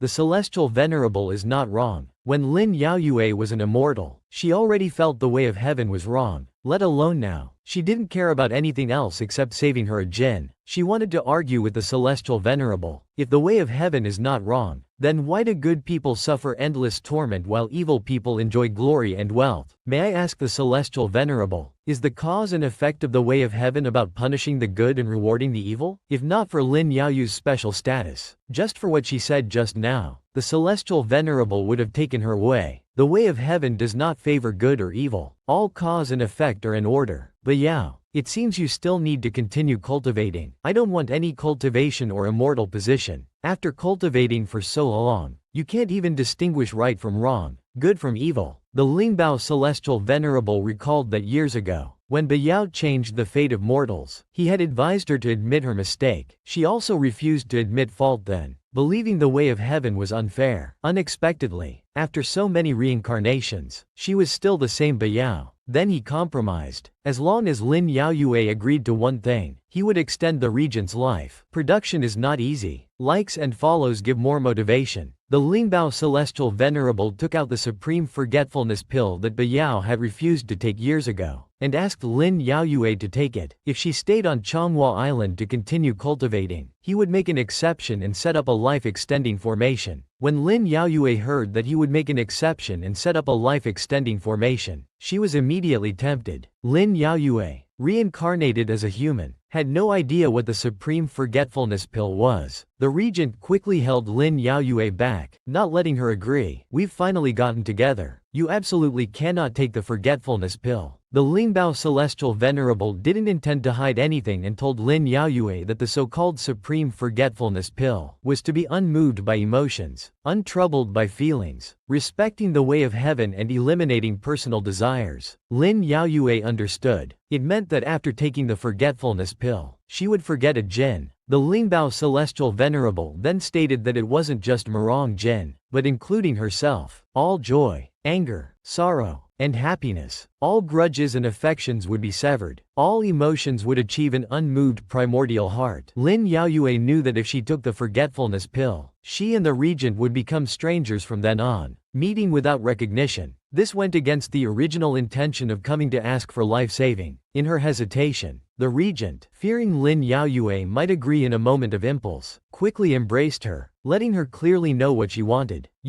Listen to me. I don't care how much time I have left to live, from beginning to end. All I care about is being with you, life after life. You once said that if the rest of your life didn't have me, it would be meaningless. I feel the same way. The Celestial Venerable didn't force Lin Yaoyue to make a decision immediately, but gave her 3 days to stay on the island. Let him ponder and weigh his options. Later, when Lin Yaoyue and others bid farewell to the Heavenly Lord and left, Shan Yuan suddenly received a message from the Lingbao Heavenly Lord, asking him to stay behind as he had something to say. Outside, the regent wanted Lin Yaoyue to return home with him and spend their remaining days together. But Lin Yaoyue was very worried. How many days did she have left? Having promised to save her no matter what, she tried to change the subject to lighten the mood. She asked the regent to put aside the decision-making for now, saying that since she rarely came here, she wanted to visit the places they frequented in their past lives. She wanted to hear the regent tell stories about their previous lives. The regent was sure to fulfill whatever Lin Yaoyue desired. Meanwhile, in the Heavenly Lord's palace, the Lingbao Heavenly Lord kept Shan Yuan behind to inquire about some matters. He learned that his beloved disciple Bayao had reincarnated several times, with Murong Jin accompanying her each time. Shan Yuan hoped the Heavenly Lord could save the regent, adding that Murong Jin had even exchanged his longevity for Bayao's fate. After hearing this, the Heavenly Lord realized that the regent had a devoted heart for his disciple Bayao. He was slightly moved. Having finished discussing his close friend's matter, Shan Yuan began to request the Heavenly Lord's help with his Book of Fate. The Heavenly Lord, intending to enlighten this confused individual, said, "Despite being in charge of fate for so many years, do you not understand that changing fate is part of fate itself?" Shan Yuan was very surprised. Changing fate also becomes part of fate? Once a change becomes a fact, it is acknowledged by the heavenly way. Why do you insist on changing it back? Those who do not argue always argue. Shan Yuan suddenly realized that the current fate had already been revised by the heavenly way. Does this mean that Murong Jin and Lin Yaoyue have been acknowledged by the heavenly way? Do you know what is the cruelest thing in this world, Fate Master? It is time. The long passage of time brings people wealth and poverty, success and failure, and gives them joy and sorrow, love and hate. It gives people unbearable intense turmoil, as well as agonizing monotony. There are both love at first sight and the loss of long-term companionship. Those loves that have not been tested by the long passage of time are merely illusions brought about by momentary passion. Only love that has endured the ups and downs of time and still wishes to accompany each other is the rare true love that even the heavenly way is reluctant to sever. At this moment, the Lingbao Heavenly Lord also smiled. Bayao, perhaps Murong Jin is your true love. Production is not easy. Like and follow for more motivation. Transparent and shimmering spirit butterflies fluttered all over Butterfly Spring. This was the place where Lin Yaoyue and the regent used to meet frequently in the past. For the reincarnated Lin Yaoyue, it was her first time seeing it, and she was deeply attracted by the beautiful scenery before her eyes. He had been so focused on the regent last night that he hadn't noticed how beautiful the scenery here was. The regent told Lin Yaoyue that this place was most beautiful at night. Lin Yaoyue wished she could see the night scenery right away, but it was daytime now. Just as Lin Yaoyue said this, the sky over Changhua Island began to gradually darken. Lin Yaoyue was bewildered. It was morning just now. How did it suddenly become dark? It turned out that Changhua Island existed independently outside the three realms, and its time and space were not synchronized with the outside world. Here, the sky changed according to the Heavenly Lord's will. If he wanted it to be day, it was day. If he wanted it to be night, it became night. When the Regent first came to Changhua Island years ago, Lin Yaoyue had used this ability to change day and night to tease him. It seems that when Lin Yaoyue just said it was a pity it was daytime, the time and space here changed according to her wish. Lin Yaoyue was curious. Wasn't this supposed to change according to the Heavenly Lord's will? How could it change based on what an outsider like her said? The Regent also found this strange. On the entire Changhua Island, only Bayao and the Heavenly Lord could change time and space. Even the Heavenly Lord's senior disciple, Qingshan Immortal Lord,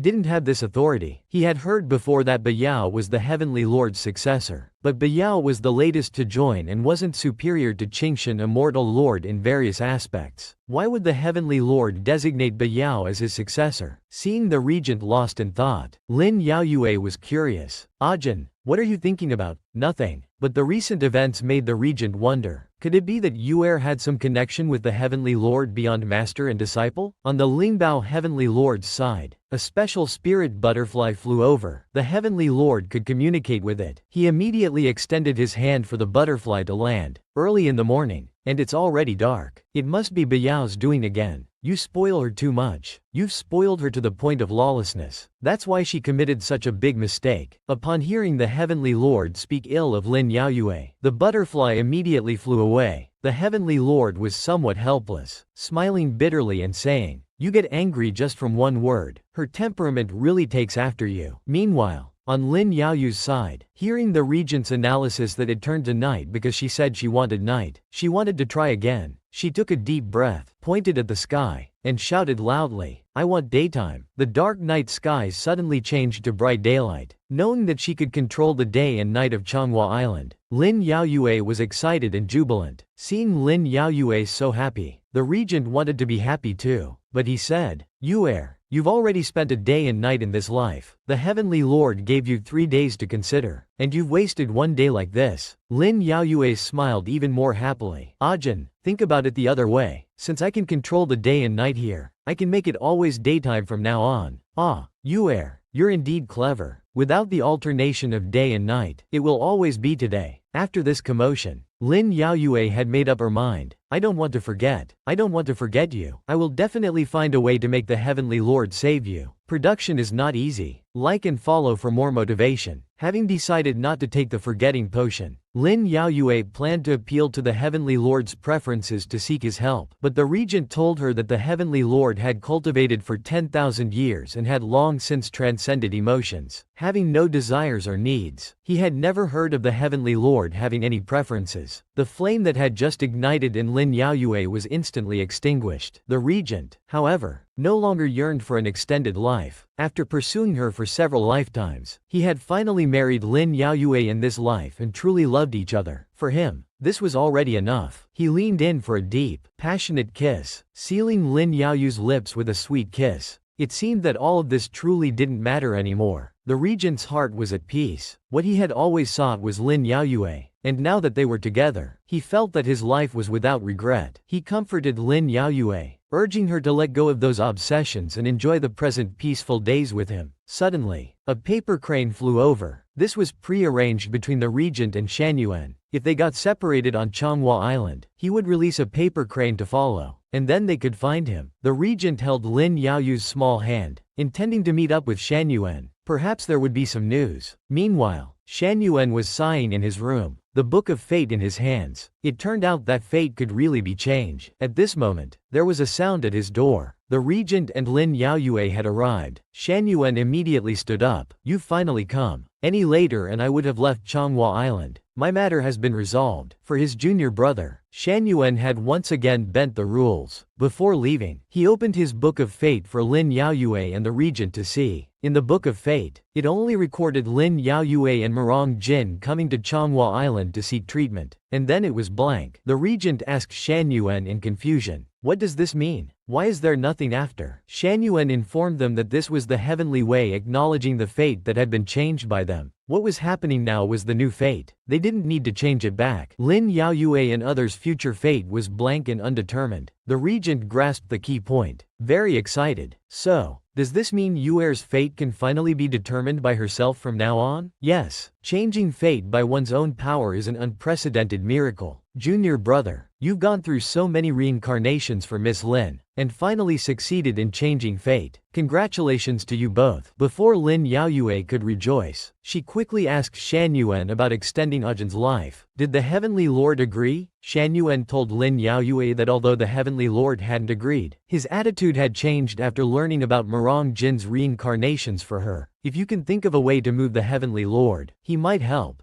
But Lin Yaoyue had heard from the regent that the Lingbao Heavenly Lord was without desires or needs, leaving no way to approach him. She was so worried that 2 strands of her hair turned white. She was also at a loss. It's true that those involved can't see as clearly as bystanders. Shan Yuan reminded Lin Yaoyue, you once said that as long as there's a glimmer of hope, you'd never give up, but you seem to have forgotten that you, as the Heavenly Lord's successor, are the hope to persuade him. Production is not easy. Like and follow for more motivation. With the Book of Fate issue resolved, Shan Yuan was about to return to handle his affairs in the mortal realm and go back to the heavenly court. Lin Yaoyue and the regent saw him off at the shore. Before disappearing, Shan Yuan assured Lin Yaoyue and the regent that after he returned, he wouldn't interfere with the fate of Lin's family anymore. This put Lin Yaoyue at ease. As long as her father, brothers, and younger brother were all well, she could be free from worries. Suddenly, Lin Yaoyue's stomach growled with hunger. Lin Yaoyue blushed, quickly covering her stomach to hide her embarrassment. The regent also frowned slightly, realizing that his Yuer hadn't eaten today. Of course, she would be hungry. I heard that immortals don't eat grains, only knowing celestial dew and jade nectar. So am I the only mortal who gets hungry? The regent immediately took off his outer robe, intending to catch some fish right there to grill for Lin Yaoyue. Sitting by the sea, watching the regent catch fish, Lin Yaoyue suddenly had an idea. She thought that since the Lingbao Heavenly Lord had never tasted mortal delicacies, maybe they could please him with delicious food. She then happily told the regent to catch more fish. She wanted to prepare a feast for the Heavenly Lord. The regent thought to himself, how could the Heavenly Lord possibly eat mortal food? Yuer's ideas were getting stranger and stranger. Well, as long as she's happy, let her be. The regent caught quite a few fish, lit a fire to grill them, and first fed Lin Yaoyue until she was full. While eating fish, Lin Yaoyue shared her thoughts. If I show filial piety to the Heavenly Lord like I would to a father, do you think he might take pity on us out of fatherly love? The regent couldn't be sure, but he remembered that the Heavenly Lord used to dote on Bayao very much. Hearing this, Lin Yaoyue became more confident. Then let's give it a try. What if it works? Lin Yaoyue and the regent's actions were all flickering in the eyes of the spirit butterfly, which flew to the Lingbao Heavenly Lord's hand. The aroma of the feast Lin Yaoyue was preparing also wafted to the Lingbao Heavenly Lord. Only then did the Heavenly Lord remember that the current Bayao was now a mortal who needed food to survive. He then sent the spirit butterfly to bring them some celestial dew for food and drink. Shortly after, a celestial child came to inform the Heavenly Lord that Miss Lin had a request. Upon receiving the Heavenly Lord's permission, little fairies brought in the prepared meal. The Lingbao Heavenly Lord looked at the fragrant mortal food before him with some confusion. Lin Yaoyue immediately respectfully stated, I was disrespectful to the Heavenly Lord earlier in the hall. After much thought, I felt guilty. In the mortal realm, I would also make some dishes to show filial piety to my parents. I hope the Heavenly Lord doesn't mind. As your youngest disciple, I have never been able to fulfill my filial duties. Now, seeing the Heavenly Lord is like seeing my father. So intimate. Hearing Lin Yaoyue say, like a father, the Heavenly Lord seemed lost in thought. Originally, mortal food would harm the Heavenly Lord's body, but the Heavenly Lord still took the chopsticks from Lin Yaoyue's hand. It's rare that in this reincarnation, you've learned to be filial. Your words are sweeter than before. He was about to taste the delicacies she made. The regent hadn't expected the Heavenly Lord to actually eat this mortal food. He worriedly reminded him, but the Heavenly Lord said it was fine. Watching the Heavenly Lord put the food in his mouth, the regent became even more puzzled and strange, because when the Heavenly Lord merged with the Heavenly Way and achieved a divine immortal body, he couldn't have any mortal things. If contaminated, it would be like poison to a mortal. Previously, Bayao was the only one besides the Heavenly Lord who could make Manhwa Palace change day and night. Now, although he clearly shouldn't eat the mortal food made by Lin Yaoyue, he ate it without hesitation. And when he heard Lin Yaoyue say the word, "Father," his expression clearly changed. The regent increasingly noticed that the Heavenly Lord and Bayao had a relationship beyond just master and disciple. Production is not easy. Like and follow for more motivation. The Lingbao Heavenly Lord ate the meal prepared by Lin Yaoyue. For his divine body, it was already poisonous. At this moment, he was using his cultivation technique to purge the poison through bloodletting. The spirit butterfly was very worried beside him. As the supreme being, he was usually cold and indifferent, but always gentle and kind to the spirit butterfly.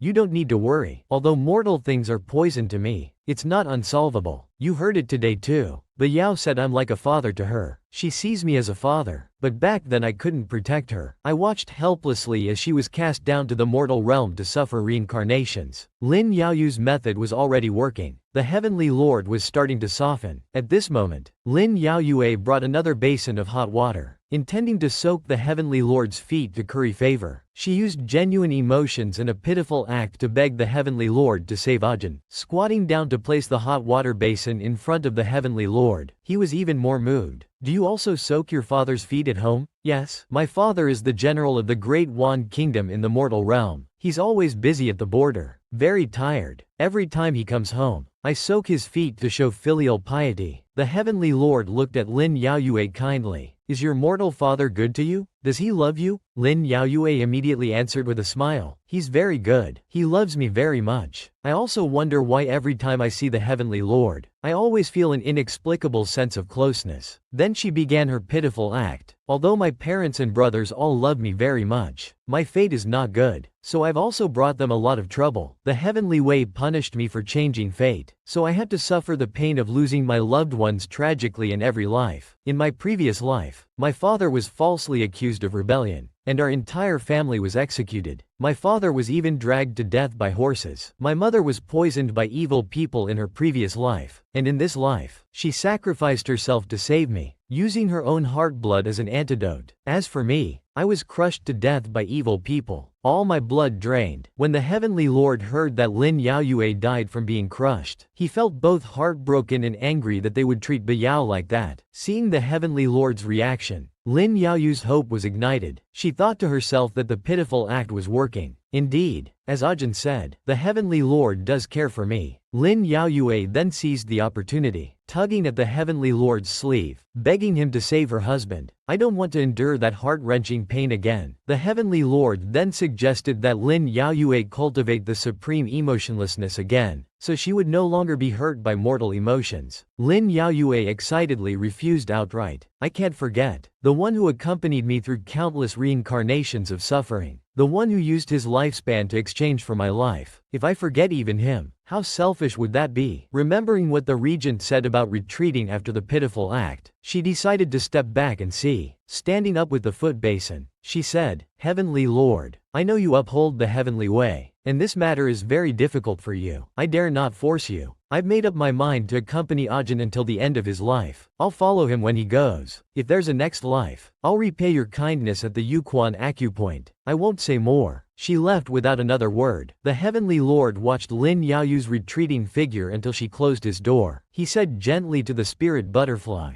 You've seen it all, haven't you? Are Bayao as deep in love as you, and as stubborn as you? You want me to help them too, don't you? But the price is very high. Meanwhile, Lin Yaoyue returned to her quarters. Opening the door, she didn't see the regent in the room. Just as she was wondering where he had gone, she suddenly felt something heavy on her neck. Confused, she touched the glowing necklace on her neck. This was the 10 lifetimes of love flower, a stone flower formed by condensing the spiritual energy of heaven and earth during fated encounters. Only 2 bloom at a time. When worn by mortals, it binds them for 10 lifetimes of love. Production is not easy. Like and follow for more motivation. The 10 lifetimes of love flower is rarely encountered. The regent happened to find it and brought it back, making it into a necklace for Lin Yaoyue. This means that if the regent's life extension doesn't succeed this time, they will still be bound for 10 lifetimes of love. Lin Yaoyue gave him a sweet kiss, then firmly stated, "Those 10 lifetimes are predetermined, but I still want to save you in this life." The regent was helpless. "You're too stubborn,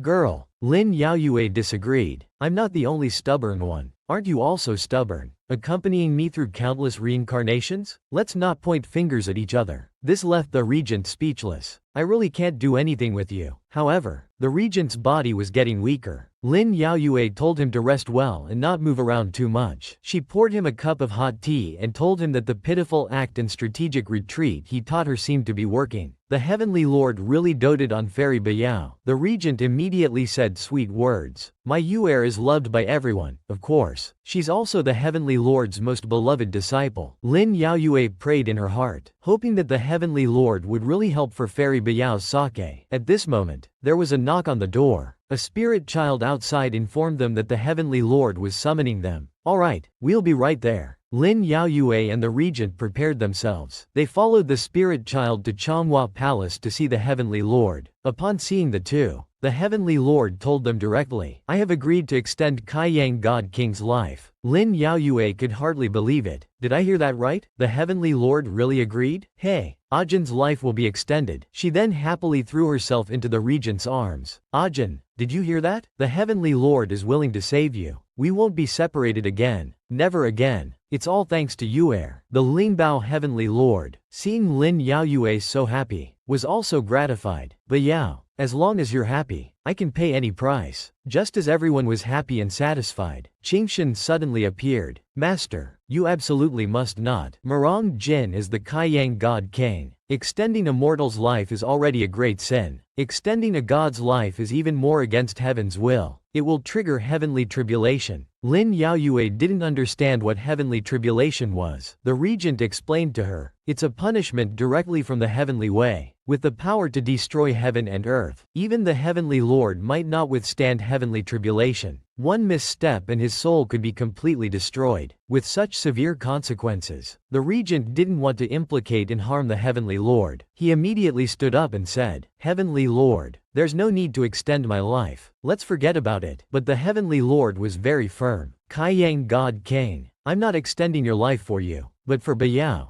After hearing this, Lin Yaoyue immediately spoke up. "Heavenly Lord, if this will bring you danger, I'd rather find another way with Ajin. I don't want anyone else to be hurt because of me." However, to extend life for one lifetime, there was no other way except through the Heavenly Lord. In fact, the Heavenly Lord wasn't doing this entirely for them, but also for the spirit butterfly before him. The Heavenly Lord, as the Taoist of Wei River, once coveted the mortal realm and had a daughter with the South Sea spirit butterfly fairy, thus violating heavenly law. He watched helplessly as the heavenly way destroyed both the little butterfly's body and soul. Though it was his mistake, the little butterfly bore all the consequences. In the end, the Heavenly Lord could only transform her soul fragments into a spirit butterfly, keeping it in Changhua Palace to accompany him. Later, when Bayao was cast down to the mortal realm for reincarnation, he chose to uphold the heavenly way, watching her suffer through countless reincarnations. Though he was the Heavenly Lord, he lacked the courage of the regent. He had followed the heavenly way for thousands of years. What harm could there be in defying it once today? When Lin Yaoyue learned of the terrifying nature of heavenly tribulation, she began to worry, fearing that if something went wrong with the Heavenly Lord because of this, she would never forgive herself. However, this time, the Heavenly Lord had made up his mind, wanting to make some amends for his inaction when Bayao was cast down to the mortal realm for reincarnation years ago. That night, Qingshan sought out the regent alone. What guidance does immortal Qingshan have? Qingshan's intention was to ask the regent to leave, not wanting his master to risk extending his life, because the higher one's cultivation, the stronger the heavenly tribulation for defying heaven. Although the Heavenly Lord was the master of defying heaven, he was ultimately not the heavenly way itself. By defying the heavenly way, he would become a traitor to it and face its most severe punishment. After hearing this, the regent understood Qingshan's meaning. He wanted them to leave Changhua Island that night, but Qingshan told him it wasn't them. He only asked him alone to leave. Junior sister Bayao originally belongs to Changhua Island. If Qingshan had said for both him and Lin Yaoyue to leave together, the regent would have understood and done so. But now that he was only asked to separate from Lin Yaoyue, he couldn't agree. Seeing the regent unwilling to agree, Qingshan resorted to force. The regent's dark iron fan blocked Qingshan's attack, but what he didn't expect was that Qingshan actually used the immortal binding chain, tightly binding the regent, who couldn't break free. "I'll throw you into the Chang Sea." After junior sister Bayao relearns the supreme emotionlessness, she'll forget you completely. Suddenly, the heavenly lord appeared and with a wave of his hand, cut the binding chain. "Qingshan, when did my decisions become something for you to interfere with?" Qingshan actually had no other intentions. He just didn't want to see his master perish. However, the Lingbao heavenly lord had made up his mind this time. He wanted to reclaim the courage he should have had back then. He told Qingshan not to meddle. Then he secretly transmitted a message to Qingshan. "I've made my decision. If I fail to overcome this tribulation, as the first disciple, you must be able to take on the position of Heavenly Lord. If you're really worried, I'll prepare a protective grand formation tonight to prevent the power of the heavenly tribulation from leaking into the mortal realm and causing casualties." Knowing he couldn't change his master's decision, Qingshan could only accept the order and prepare well. Then the heavenly lord told the regent not to blame Qingshan. "His character isn't bad, he's just too concerned. I understand. This matter is our forceful request, bringing such trouble to the heavenly lord." At this moment, the heavenly lord's mood became clear. He had wanted to do this for a long time, but always had too many concerns. Now seeing Bayao again, for her happiness, he was ready to take the risk. Seeing the heavenly lord like this, the regent couldn't help but face his guest to the heavenly lord. "Bayao is your daughter with the spirit butterfly fairy, isn't she? Is that so?" Not long ago, Yuer's mortal mother was killed. She's been very sad and blaming herself. You are her true father. If something were to happen to you, she would surely be devastated. The heavenly lord then asked the regent to keep this a secret, never to tell her. Whether in heaven or on earth, a parent's love for their child is always unconditional. Today, he would extend the regent's life. The formation was ready. Lin Yaoyue had gone through countless hardships just to wait for this moment. But when this moment truly arrived, she felt uneasy in her heart. Perhaps there was a premonition in the depths of her mind. "Yuer, do you regret it?" "I don't regret asking the heavenly lord to extend your life, but I'm very worried. This feeling, the last time it appeared was before my mother's incident, so I'm a bit scared. I now feel guilty and worried. Will my stubbornness end up harming the heavenly lord?" Seeing Yaoyue like this, the regent felt very distressed. He quickly gave her a warm embrace. At the same time, he also blamed himself for letting things come to this point, because last night, the regent had tried to dissuade the heavenly lord. He knew Lin Yaoyue couldn't bear the pain of losing another loved one, but this father, to make up for what he wanted to give Lin Yaoyue years ago, was determined to help with all his might. The regent finally made a painful decision. If something went wrong tomorrow, he would let Qingshan teach Lin Yaoyue the supreme emotionlessness, to forget everything that caused her pain. Now the heavenly lord would follow Lin Yaoyue's wishes in everything, never interfering. "We'll deal with tomorrow's matters tomorrow." The regent caressed his beloved's face, asking Lin Yaoyue to promise him that no matter the outcome, she would live well. The regent's love was too selfless. As long as Lin Yaoyue was well and carefree, even if she forgot him completely, he would be willing. Lin Yaoyue knew nothing of the conversation between the regent and the heavenly lord last night, but the only thing she knew was, no matter the final outcome, I will stay with you, even unto death. At this time, the hour had come. The Lingbao heavenly lord asked the regent to enter the formation. Outside the formation, Lin Yaoyue watched the two inside, feeling increasingly uneasy. She couldn't help but ask herself, bringing such great danger to the heavenly lord, was I wrong? In the formation, the heavenly lord began to chant the spell to overcome the tribulation. The grand formation then lit up with large magical pillars. At this moment, the sky above Changhua Island suddenly became overcast with dark clouds. Then, with a thunderous boom, a massive heavenly lightning tribulation descended, enveloping the entire formation. Only then did the regent realize that the method to extend his life was actually to snatch a thread of life force from the great heavenly tribulation. How incredibly dangerous this was for the heavenly lord. The scene before her terrified Lin Yaoyue. This was the heavenly tribulation. One careless moment and one could be struck down. body and soul completely destroyed. Lin Yaoyue became frightened. She wanted to rush towards the formation and call for it to stop. I can't just watch them be reduced to ashes like this. Seeing is believing. Witnessing the peril of the heavenly tribulation, she became scared and wanted to rush over to stop it, but she was blocked by the spirit butterfly.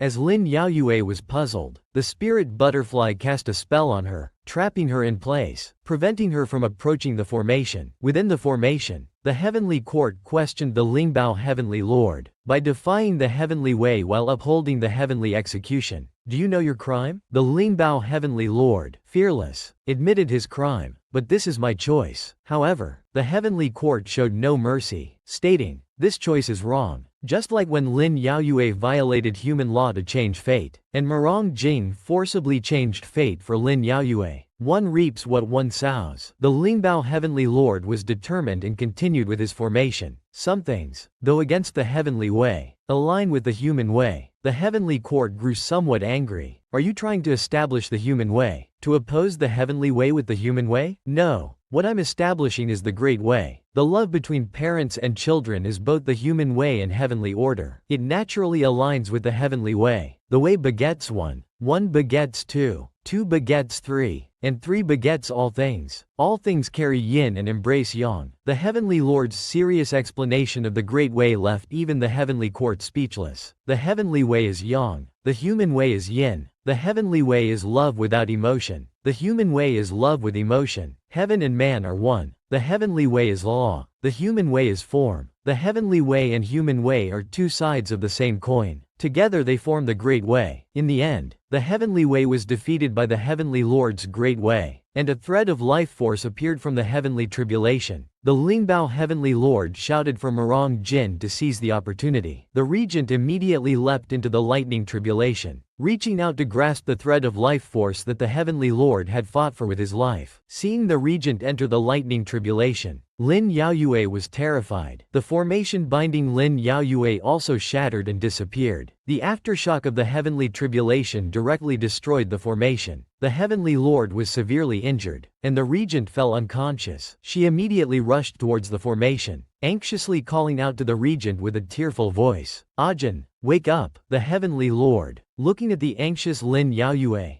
disregarded his own severe injuries and told her not to worry. He had obtained a thread of life force and should be fine. Take him back to rest. He will wake up soon. Lin Yaoyue turned to look at the severely injured heavenly lord. Feeling guilty, she hurriedly expressed her apologies. The heavenly lord, badly injured by the heavenly tribulation, didn't want Lin Yaoyue to feel guilty and casually replied, it's just a small heavenly tribulation. Nothing serious. Heavenly Lord, thank you so much for your great kindness. This humble one will repay you even if it takes becoming an ox or horse in the next life. Finally, they had overcome all the separations of life and death. In this life, nothing could separate them anymore. Having snatched a thread of life force from the heavenly tribulation, the unconscious regent was being carefully tended to by Lin Yaoyue. Afraid of worrying her, he struggled to wake up. Lin Yaoyue had already cried herself into a mess. Seeing the regent wake up, her anxious heart finally settled. The joy of reunion after the tribulation made her excitedly throw herself into the regent's arms. You're finally awake. Do you know how scared I was? Yue,